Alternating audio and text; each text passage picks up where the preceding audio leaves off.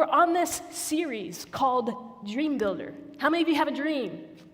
Have you been enjoying this series? Let me tell you about a dream that I had. It's actually a dream that God gave me that I did not want. Have you ever been in that scenario? A dream that God gives you, but you did not want it. I see some smiles out there.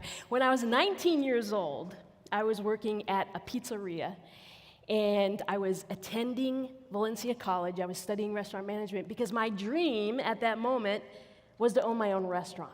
I wanted to be an entrepreneur. I had worked in the restaurant industry since I was 14, and I loved it, and I just was really excited about owning my own restaurant someday.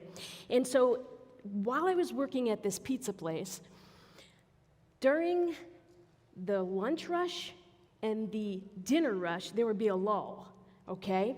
No customers, no one coming in or out, and it was a very quiet time. So I would go to the back of the restaurant, and I'd sit at a table, and I would fold pizza boxes. And it was a very nice time to just think and pray, talk to God, just kind of chill, you know? You just need those moments to just kind of chill. So a very mindless activity. And this one day in particular, I will never forget this day.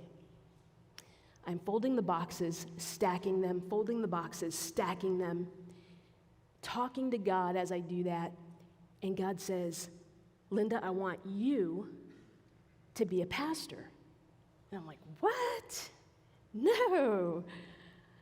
And again, that voice came to me. I want you to be a pastor. Now, it wasn't an audible voice. It was a voice inside, that deep impression that you just can't run from. Have you ever had that happen to you? Yes. And so I couldn't ignore it. But yet I was arguing with God. God, I don't want to be a pastor. I said, look, I've got a couple of good arguments for you. I said, number one, I'm a female, and there were no female pastors that I knew of at that time. Now, this is back in the 1980s, okay? I know some of you were not even on the scene yet, right? But back in the 80s, I mean, there were no female pastors in my circles. I mean, Joyce Meyer was just coming on the scene and becoming known. And she wasn't even a pastor. She was a ministry person, a speaker, but not a pastor. And I said, God, nobody's going to hire me as a pastor. Nobody's going to want me to pastor their church or be on their staff. He said, objection overruled. I said, all right, if this is really you ever said that to God? God, if this is really you, if this is really the dream that you're putting in my heart, you're going to have to change my mind. And you're going to have to make me excited about this. You know what happened? Within 7 days, God turned my mind completely around. It was like an about face. I was so excited about the idea of being a pastor and working with people to help them learn about God and be discipled and grow spiritually, and putting leadership programs together and doing hospital visits and walking with people through their tough stuff in life, doing weddings and funerals and all the stuff in between. I was so excited to do that.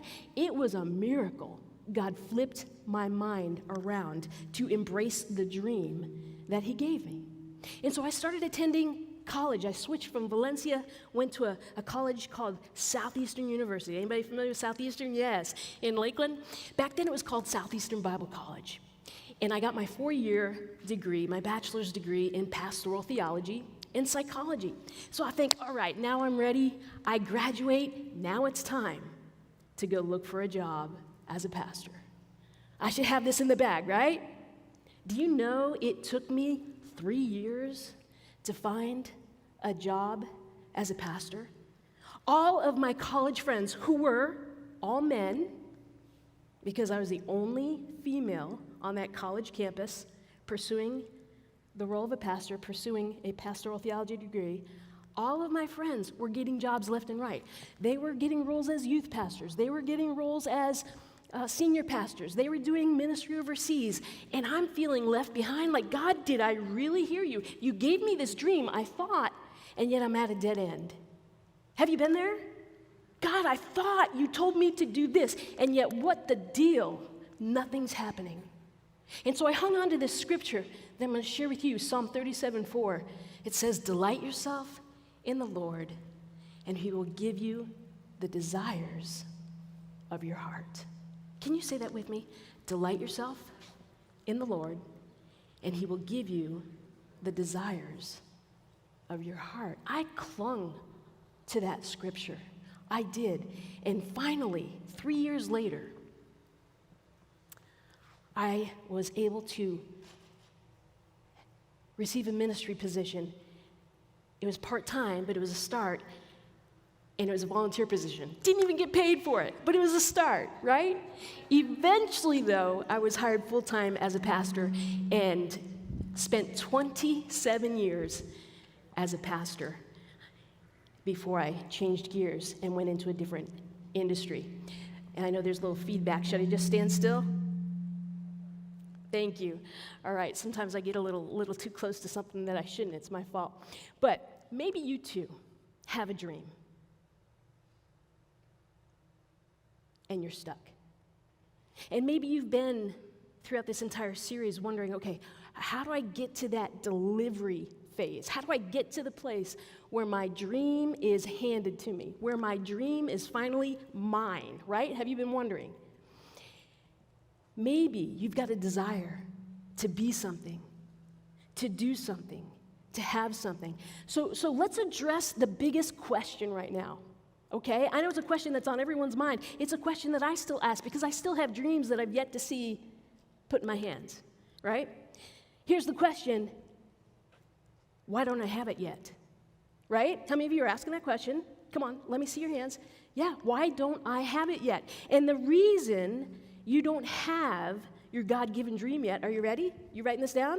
The reason you don't have your God-given dream yet is because it's not time. Bummer. It's not time. And that could be because you're not ready.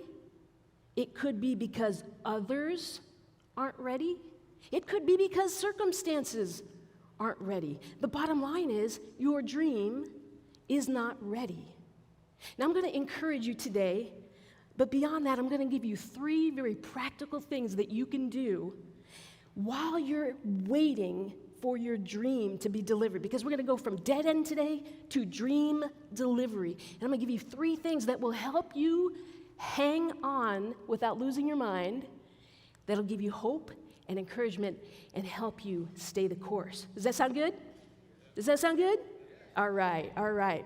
So, can I share with you one of the biggest frustrations I have with God? I bet you have this frustration too. I mean, it's one of my pet peeves. We talk about it all the time, me and God.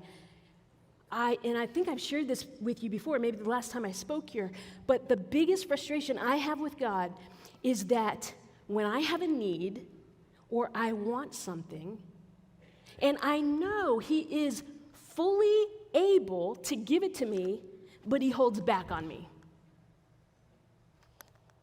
You too? Right? Isn't that frustrating? You need something, or you want something, or you're waiting for something, and you know He has it in His power to give it to you, and yet He doesn't. It reminds me of the story of Lazarus. How many of you are familiar with the story of Lazarus? In John chapter 11, Jesus was in a town not far from where his friends, Lazarus and his 2 sisters, Mary and Martha, resided. They were good friends. These are the kind of friends that would go hang out together at the neighborhood Starbucks, okay? Jesus, Mary, Martha, and Lazarus. They would have small groups together. They did life groups together, okay? They spent time together in one another's homes, hanging out. They would, if it were here today, they would be going to magic games together and soccer games together, okay? They were those kind of friends. So Mary and Martha send word to Jesus that their brother Lazarus is sick, so sick that they think he's going to die. And they are wanting Jesus to come because they know Jesus has the ability to what? Heal him. And what does Jesus do? Let's look. Let's look in John chapter 11, verse 5. Although Jesus loved Mary and Martha and Lazarus, he stayed where he was for 2 days and did not go to them. What? Finally, when he did go to them, Lazarus had already died. And Mary and Martha were ticked. They were angry. Like, Jesus, you had the opportunity to come to us. You had the opportunity to heal him, and you didn't. What is up? You love us? Do you ever feel that way? God, you love me, but what is this, right? So Jesus enters the area where they have buried him. Buried him. And he goes to the tomb and he asks for the stone to be rolled away. And he peeks inside and he says, Lazarus, come forth. And out pops Lazarus in these grave clothes. If you can imagine this, he is from death to life. And Jesus delivers what they had asked for. Little side note for you. Don't bury something God said would live. Can I say that again? Don't bury something God said would live. Have you got a dream that you felt has died? Don't bury it, people, because Jesus is in the business of resurrecting things. We've seen that through so many testimonies. We're going to hear testimonies next week from some of you that are sitting out here right now that have experienced what you thought was a death in your life, and God resurrected it. So I encourage you to be here next week to hear that. But here's the thing. We cannot decide for God when he's going to give us that dream. We have to give up on our when. Can you say that with me? Give up. Give up on our when. Give up on our when. You can't predict it. You can't force it. And the amazing thing is you don't need to. You don't need to if you trust in God's master plan. You don't need to. I had ordered two sets of glasses from Warby Parker. Warby Parker, that's so hard for me to say. Warby Parker back in October, because my prescription had changed, and I needed these glasses before an event that I was doing on October 20th, which was something called Live to Lead with John Maxwell. Some of you were there. Some of you heard about that. And this is an event where I have like hundreds of business leaders come from all over, and we do this in Lake Nona every year. And I needed those glasses before the event because my prescription changed, and my eyes, when I would read, were blurry. Right? I couldn't see well, and I wanted those glasses. So I paid for expedited shipping. How many of you have ever forked out the cash to pay for expedited shipping? Yes? Okay? It's expensive, isn't it? It's something I'd rather not do, but I did it because I needed these glasses before the event. And so I finally get an email from Warby Parker saying that my glasses have shipped, and they give me the tracking number. And thank goodness, they're coming the day before the event. I am so excited. I'm going to have my glasses. So the day before, I needed to leave my house at 3 o'clock to meet my team at the event center because we were setting up. And there was a window of time that those things were supposed to be delivered. So I am watching my inbox. I am monitoring the front door. I am waiting for my delivery, right? You guys know where this is going. You're laughing. You know correctly. I get the email. Says it's been delivered. I'm like, awesome, thank you, Jesus. I go running out of my office, run to my front door. No glasses. I'm like, what? No, that can't be right. I go back into my office. I look at my laptop. I see the email. Delivered. They said my glasses had been delivered. And you know how they put that picture in the email of your front door? Well, the glasses were delivered, but that was not my front door. I'm like, are you kidding me? I paid for expedited shipping, and they delivered it to the wrong house. I said, no. I went back into my office. I called UPS. I said, hey, I love my UPS guy, but he got me mixed up with somebody else. They said, I'm sorry, you have to call Warby Parker. I'm like, are you freaking kidding me? I paid for expedited shipping. I would like you to track down my UPS driver, find him. He's still in my neighborhood. It was just a few moments ago. I jumped in my Jeep, And I'm like, if they're not going to track him down, I will. And I barreled through my neighborhood. My neighbors, they know when they see me coming, get off the road, get off the street. They see me, they're like, oh, she's in that Jeep. She thinks she's going overland again. No, I was jumping curbs. I was looking for every address that was similar to mine. I was going to find those glasses. But I didn't. Nor could I find my UPS guy. But I knew he was close. So I go back inside. I dial up UPS one more time. I said, look, you got to help me. I need these glasses today. I have an event tomorrow, and I paid for expedited shipping. Can you please track down my UPS guy and just get him to backtrack? He dumped them somewhere in my neighborhood. He can't be far off. So a very kind gentleman said, okay, I will track him down, and I will get word to him. I go back in my house, and I start praying. God, I need delivery of this dream. I need delivery of this package. And like 10 minutes later, my UPS guy comes up into the driveway. And I ran out to meet him. And he hands me my package. He hands me my delivery. And he says, Linda, delayed does not mean canceled. Delayed does not mean canceled.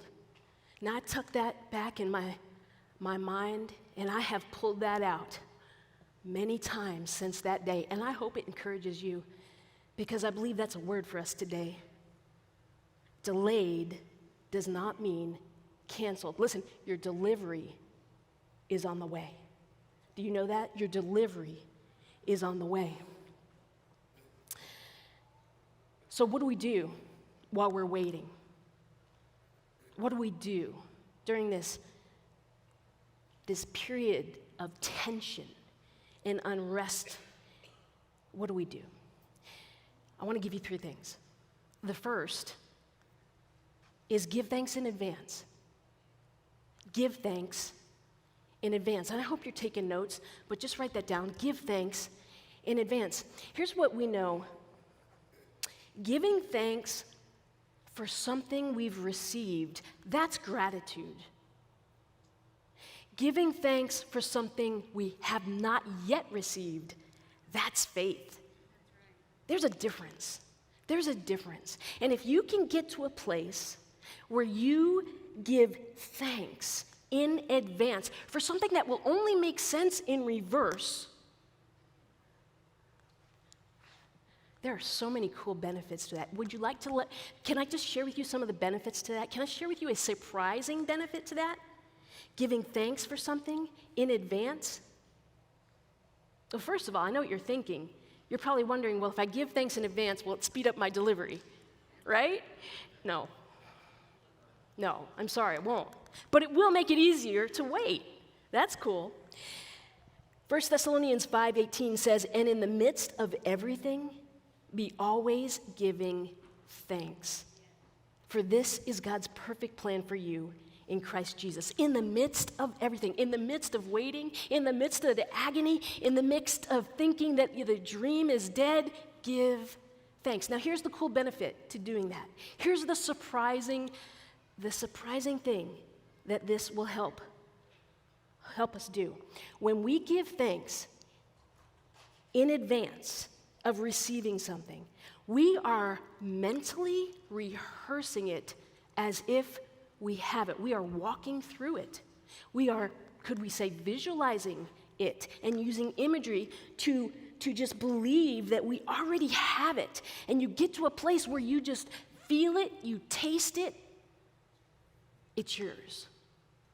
Now, when you do that, things begin to happen in your brain. You create new pathways in your brain. You create anchors in your brain. You create all kinds of fun stuff up there that changes your behavior. And so while you're waiting, giving thanks, you are sending messages to your brain, and you will begin to act and behave as if you had it. And guess what that does? It gets you ready for your delivery. It gets you ready for your delivery. How many of you are getting ready for your delivery by giving thanks? Yes, giving thanks in advance. It's kind of like creating a vision board. How many of you have ever created a vision board? Yes, I see a lot of hands. So a vision board is a tool that a lot of folks use. In fact, a lot of my clients do that. What I do now is executive coaching and training in the realm of leadership and personal development. And so a lot of my clients will do these vision boards, right? And they'll put their vision, their dream, a picture of it, or some kind of symbolism on the board, whether it be a bulletin board or a board they have in their office or their home, maybe in their kitchen, and it will just remind them, this is what I'm going for. This is what I'm shooting for. And they look at it every day, right? Maybe it's a job promotion. Maybe for you, you have a vision board and you've got job promotion up there. Maybe you want to go from middle management to senior VP, or maybe from senior VP to the C-suite. Maybe you have a business idea and you have that dream of starting your own business that'll reach millions of people around the world. Maybe you have a dream of getting married and having a baby. Maybe you have a dream of, hey, could we say even getting a boat? That's okay. Getting a house on a lake. That's okay. Maybe you have a dream of a church on Narcoossee Road. Right? You put that on the vision board. But here's the mistake people make. They put that stuff on the vision board and they look at it every day and they just think God's going to hand it to them. And I'd love to tell you that's how it works, but that's just the first part. Habakkuk 2:2 says, write the vision down and make it plain. Write the vision down, you stick it on the vision board. The next step is to make it plain. So what you have to do is put the picture up there plus the steps. The vision plus the steps that it will take to get you to your dream. Does that make sense? And a lot of people forget that part. Faith without works is dead. You've heard that before, right? Sometimes we don't like that scripture. But there is something on our part that we have to do to get our dream delivered. Last December, my daughter and my son were hanging out with us in our, we were just hanging out at our house, and my daughter said to my son Tyler, who's 30 and she's 27, she said, Tyler, let's run this 10K together. This was a race in Orlando. And they were going to run this together as around Lake Eola. It happened to be last weekend. And he goes, okay, I'll do it with you. And Tiffany looks at me and she goes, Mom, you should run this with us. You can do it. I said, are you kidding? I'm not a runner. She goes, no, Mom, you can do it. You can do it. So I said, okay, I'll do it. I'll do the 10K with you. Now keep in mind, I don't run. I'm not a runner. I've never run a 10K. I've never run a 5K. I've never run a 3K. I've never run around the block. In fact, when I started to run, I could only get 50 yards without huffing and puffing. I'd have to stop. But I said, I'll do it. Number one, because I'm in my mid-50s and I wanted a challenge. And number two, more importantly, this is something I really wanted to do with my kids. I wanted to experience this with my kids. It was their first time running a 10K as well. So we had a dream, 10K. And so my daughter and I would start training in December. My son, he would train. He lives in St. Cloud with his wife and his baby boy. And we would run 3 and 4 times a week. Now keep in mind, I am not a runner, right? But I started training. I had this dream on the vision board, 10K. Unlike Pastor Rodney, I was going to train. If you were here last week, he told the story of his triathlon journey, how he didn't train, but he pulled it off. I needed to train, okay? So 3 and 4 times a week, we'd run. We did fartleks, we did speed runs, we did 5Ks, we did a couple of long runs, 10Ks, to get ready. And I'll tell you, last weekend, we did it. We did it.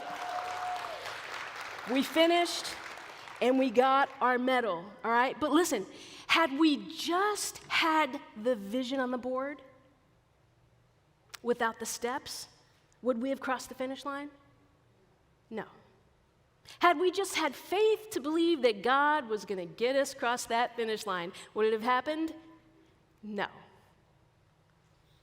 Faith plus works Because faith without works is what? Dead. Write the vision down and do what? Write it plainly. You got to have the steps with the vision. The steps with the vision. You know, that's really called the law of tradeoffs. And this is something that my mentor, John Maxwell, has made very popular. It's the law of tradeoffs. Life is a series of trades. When you want something, you usually have to trade something to get it, right? So my question for you is, what will you give up to go up? What will you give up to go up? When I first got married, Ted's in the back there, my husband, we together had a dream that someday I would go back to school and get my PhD. And so that was our goal. I would get my PhD in clinical psychology, and that's Doctor of Clinical Psychology. And so with that, we had to determine our plan, right? And we also had to look at what we were going to trade in order to make that happen, because I was working full-time as a pastor at that time. I had 2 children, one in elementary and one in middle school. And so I had to make a series of trades, which meant that every night when I got home from work, I had to trade all of my free time and most of my family time to go out on the back porch with a stack of books and study, study, study. I had no free time for years. Sid, you can relate to that, right? No free time. I could not read any books that I wanted to read because I was I just had to only read the books that would get me to my goal. Life is a series of trades. For years, I was giving up putting my children to bed. My husband would do that. In fact, he made dinner most nights so that I could go and study. Knowing it was for a short season, we made that trade so that I could become Dr. Linda Travelute and have that Doctor of Clinical Psychology. So life is a series of trade-offs. And so the question is, what trades will you need to make so that your dream is delivered to you? Here's what I do every night, and I suggest maybe you do this too. Take a piece of paper. I use a digital notebook, and write down your dreams. Write down those God-given dreams. Write down those things that God has spoken to you. And then list the steps. The steps that you will take the next day or that week to get you to your dream. You do that every night, and you begin to develop that habit of thanking God in advance. And I'm telling you, you will be ready for your dream when it happens. Will it speed it up? No. Unless you really need to do a lot of work on the inside to get ready, right?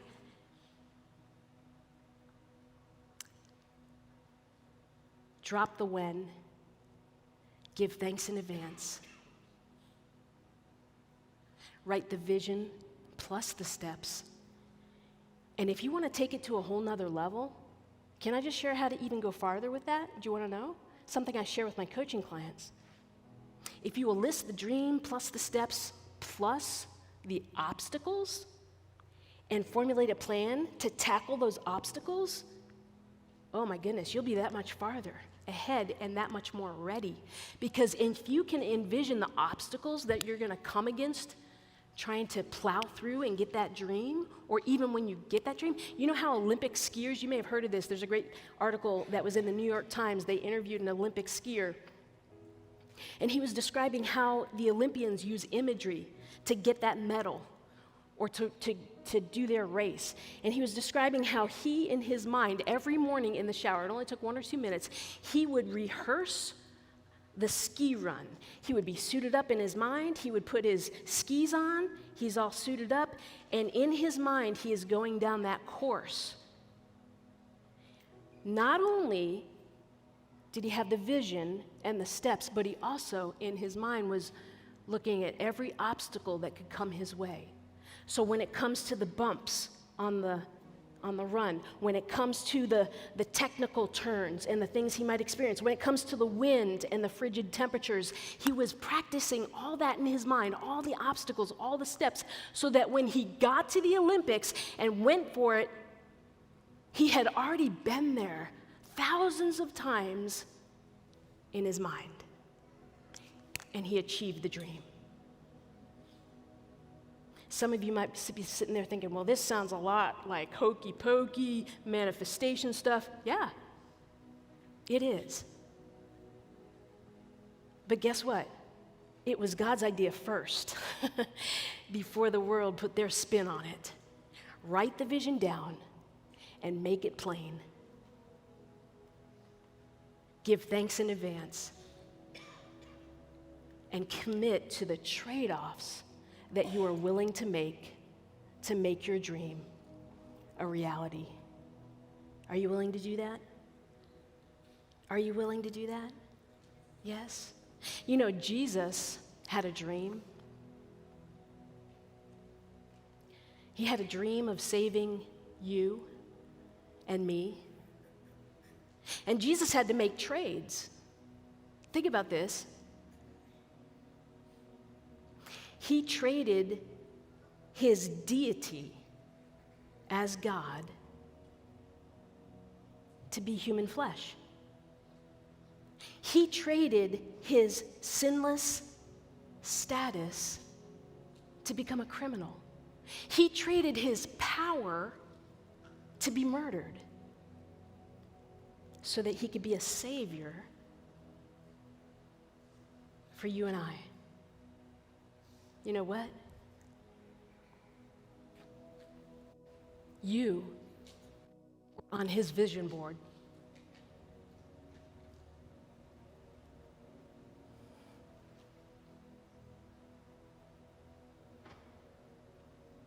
Are you on his?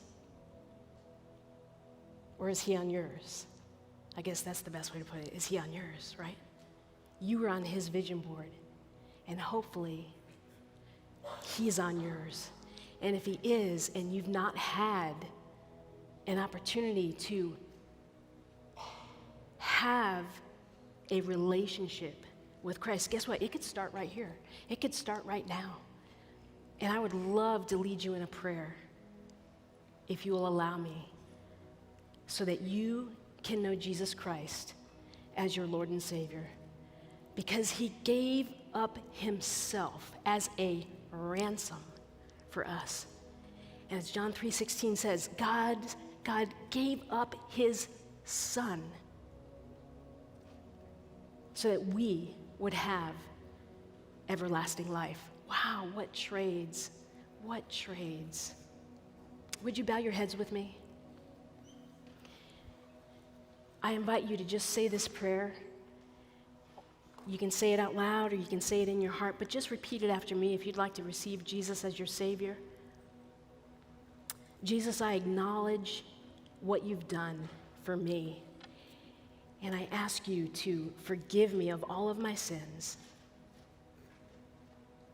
Be my Lord and Savior, and help me to fulfill the purpose and the destiny that you have for me, and help me to be ready for that delivery of my dream. In Jesus' name, amen.